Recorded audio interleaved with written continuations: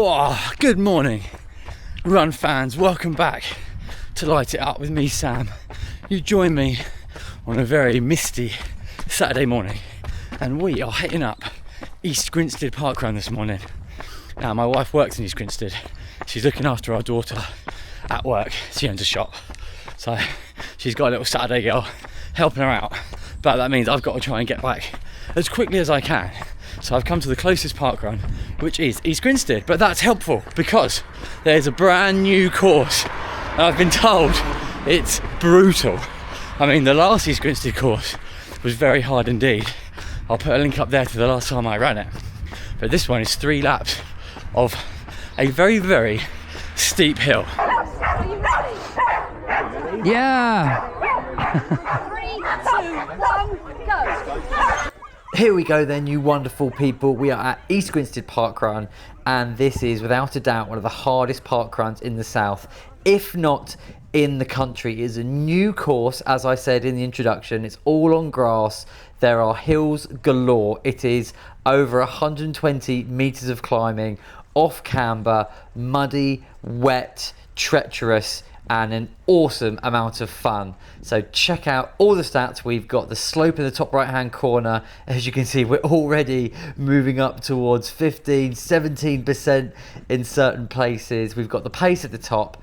We've got the overall time in the bottom right hand corner. We've also got the place. So I started out in around 20th place.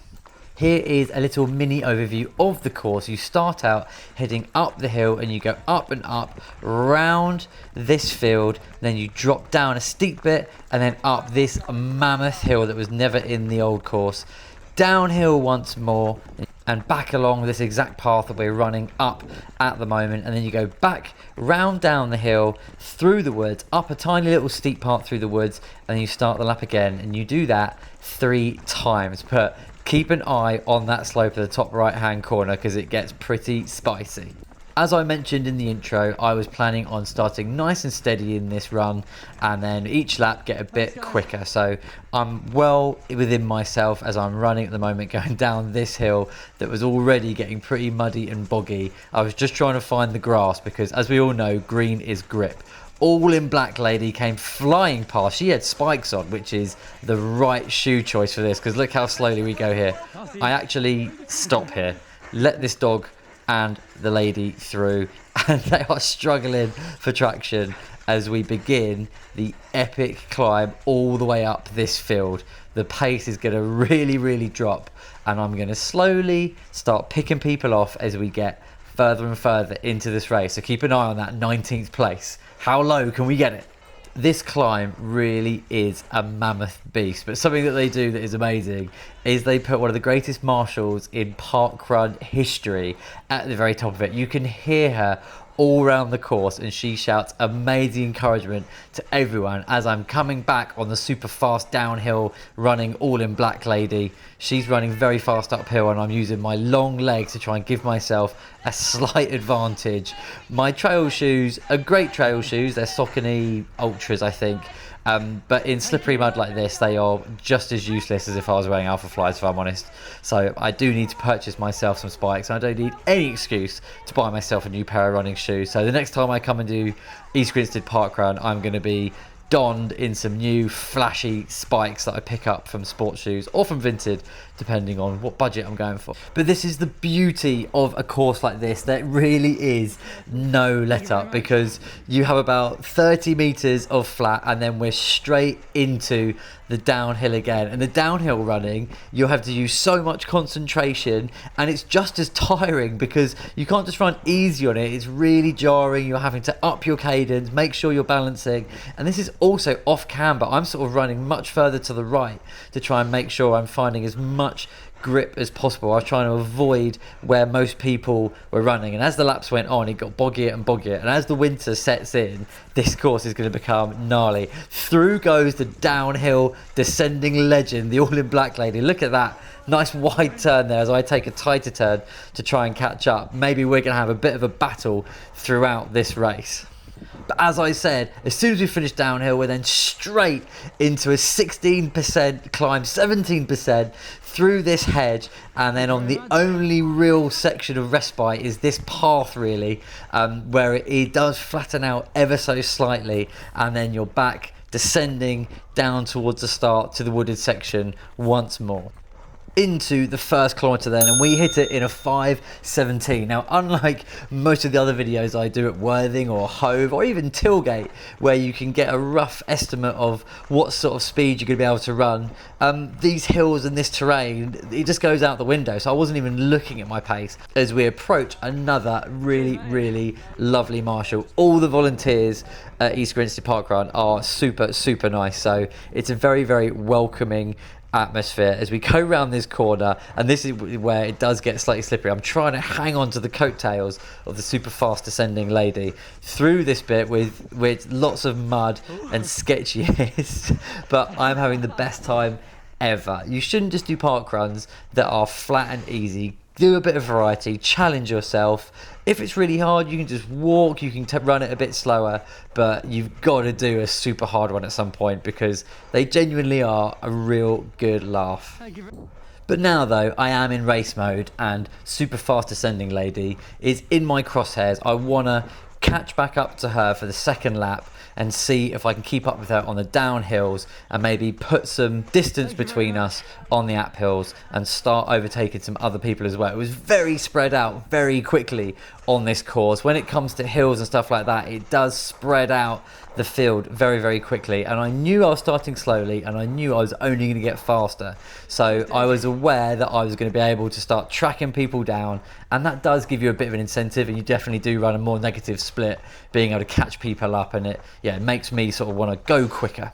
Finishing the first lap then, and also the first mile, we hit it in an 8:20, which, you know, again, like I said, doesn't really matter all that much, but the first lap is an 8:23. So I want to try and beat 8:23 for the second lap, and then beat whatever that time is for the third lap to make sure that I get the exact workout that I wanted in. If you haven't seen any of my videos yet, the Norwegian singles workout is what I'm doing as we climb past super fast descending lady round the outside, and we've got three other gentlemen. We've got blue, black and red tops up ahead of us. As I was saying, I'm training for London Marathon and Brighton Marathon, doing something called the Norwegian singles approach.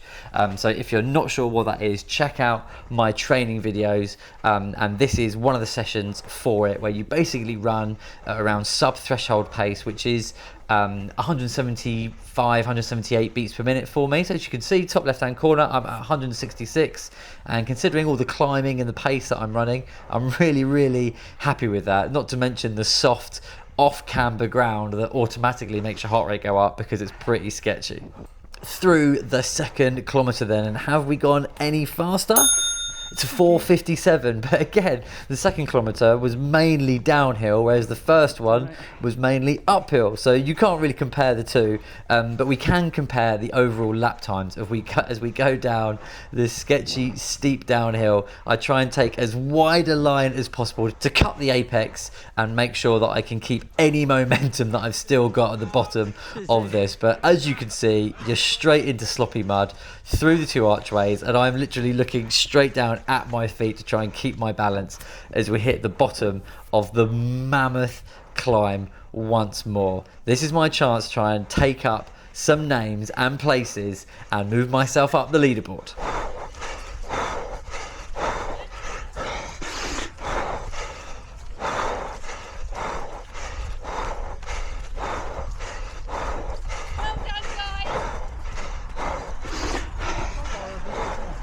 Thank you, Marshall. My pleasure. Only get slower because it gets wet on our body. Back down this long steep hill then for the second time out of 3, and I've got to say I was enjoying myself so much on this course. I haven't run fast downhill for a long time, not since I tore my hip flexor, and it was one of the first times I really felt confident in my body. I'm feeling so good about my running lately.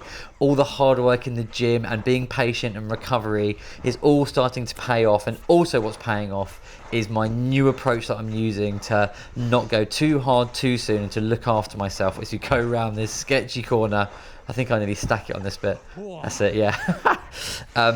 So yeah, I just want to say thank you to everyone who's been sticking with me, all the OG run fans who've been with me for a long time, and welcome to all the new people. I've been posting a lot more consistently, and it's really, really paying off. I'm trying to do 2 and maybe 3 videos every single week of all the training, plus all the parkrun videos, and I've got Brighton 10K and lots of other races coming up where I'm going to document my training and have a nice chat to this guy as we come past as well, and there's a little bit of recovery along here. So yeah, please do check out my Strava, check out my Instagram. I'm posting a lot more on Instagram at the moment. I think I've finally found a way that works for me, because I hate all the sort of short form, grab people's attention, and it's just throwaway content. I don't really enjoy making that very much. I love making long form content like this and the training videos. So I've done like my own mini Instagram version of that on Instagram. So give that a look if you like. But yeah, also, as I come to this bit, I cut the corner, I cheat, and I don't realise, look, I completely forget, I go on the inside round the tree rather than round the thing. I'm not sure if you're meant to, no one said that in the run briefing, whether you go to the left or right of the sticks, and people were going all different sides to the arrows, but apologies, please add on 5 extra seconds to my time if you're that way inclined as we approach the legendary Tail Walkers. Thank you to all the volunteers for putting this on. I think there's about 70 people that did it today, and I love the small community vibe of a parkrun like this. I love a busy one like Hove, but I also love the smaller, nice community ones that go on all around the country. Here's your 3rd kilometre then, descending past the start line once more, and it's another 4:57, and considering there was more climbing in that and some descending and a bit more variation, I think I've locked into a pretty consistent pace, and we've got 2 blokes up ahead with 1 lap to go as we go through this slightly more technical wooded section. I've got those 2 ahead, and then there's not really many people within reach once you get past them, but who knows, someone might completely blow up and I might be able to nab a few other places. But first I've got to catch them as we go around this corner here, and then we go through the more technical bit in a second. Starting the final and 3rd lap now, and the 2nd lap was an 8:20, so we have sped up ever so slightly, but it has been a pretty even effort, which means I can start to push on a little bit now as we go past 11th place into 10th, and then hopefully we get past 10th place and get ourselves into a comfortable single digit. Although that 9's a very comfortable single digit, it's pretty close to 10, but you know what I mean. I was really enjoying these hills. It's definitely where I was quite strong compared to others, so yeah, I need to keep practicing that, keep working on that in preparation for Brighton Marathon, where there are a few little nasty rises, nothing crazy. I will be doing a course preview all about Brighton Marathon course, so if you're someone that's doing it in 2026, keep an eye out for that. Leave a comment below of anything you want me to go over, because I did make a 2025 one that went down very well, so I want to do an updated version, and I'm going to run most of the course and make a cool video. Last time down this steep descent, and look just how wide, I'm nearly running over a dog here to completely square off this corner, and I'm pretty happy with that's the fastest I've taken that, so that shaved off a couple of seconds from my lap time. XC season is most definitely here, and I am here for it myself. Ooh. Yes, Yeah, you done it. we love it. One. Yeah, I hope so. Well done.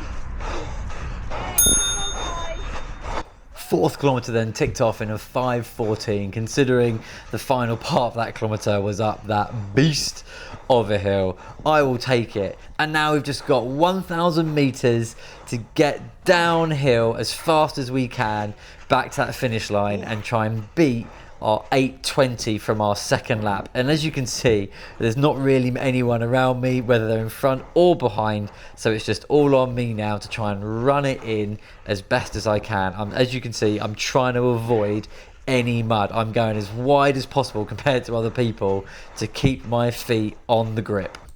Look at this pace. Yes, we may be going downhill, but it's really nice to be running at this sort of pace once more. Into the 3s, we love to see it. Through the bollards and then a tight right turn into the slightly sketchy woody section, but this was all good. It's just like mountain biking, you know, it's really, really enjoyable, and I cannot stress enough, get yourself down to a trail difficult park run, because they are such good fun. You don't have to be trying to get a PB or running on the flat all the time. Come and get muddy, slide around and enjoy yourself. It doesn't matter what time you're going to get. Forget about your splits on your watch. Just give yourself a decent workout, because the hills will definitely do that for you. As we hit our 3rd mile in a very respectable 7:43, I'm very happy with that indeed. And this is the sort of slightly more technical bit. This is quite a steep part of the woods, and then you do a tight right hand turn round this part. There's a lovely marshal there and a lovely cone as well.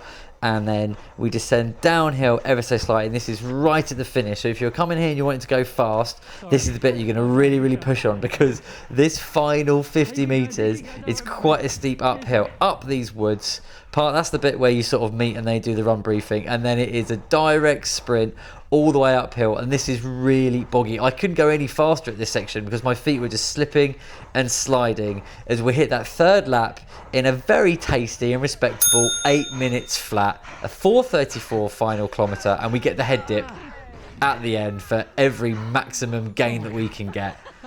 Loved it. What a great park run that is. A 24:51, a sub 25 around that course, especially with a negative split, a nice easy start and then working into it. I couldn't be happier. The perfect training session for me, and I will definitely be coming back and running some more. Get yourself down there. Like I said, there's less than 100 people that do it every single week, so come and support your park run. And yeah, tell all the volunteers thank you, because they do it out of the kindness of their heart, and it is massively appreciated. Right, be sure to follow me on Instagram, follow me on Strava if you want. I really would appreciate that. And also, please do subscribe, like the channel, give me a comment. Do you think there's a harder park run in the south compared to this? 124 meters of elevation and climbing. Let me know what it is, and I will do my best to go and visit. Maybe I'll go and try some really difficult ones around the country as well, because I love a hard park run. Because if you ain't doing it properly, then what are you doing? Such a good course. Well, you're going to do it properly, you know? There you go. Oh my days, that was absolutely, and I don't use that word lightly, brutal. Brilliant. One of the best parkrun courses there is. That was so good, so fun. Again, it's quite a small community event, not many runners. I got 9th, you know, considering I started off slow and built my way up. Well, happy with that. Chasing people down each lap, I'm pretty sure was quicker. You would have just seen all that. But yeah, I cannot recommend that parkrun enough. That was so good. It was muddy, slippery, the hills are brutal, but come on, you got to challenge yourself sometimes. You can't just run easy flat park runs all the time. So get down to East Grinstead and give it a bash, because you won't regret it. You'll feel like you've achieved a lot. 3 stunning laps. Right, thank you very much for watching. Please do like this video, comment, would you do this park run? What other park runs are just as hard or harder than East Grinstead? Let me know.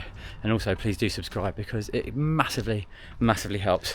And yeah, we're on our way to 3,000. Let's keep it going. Yeah.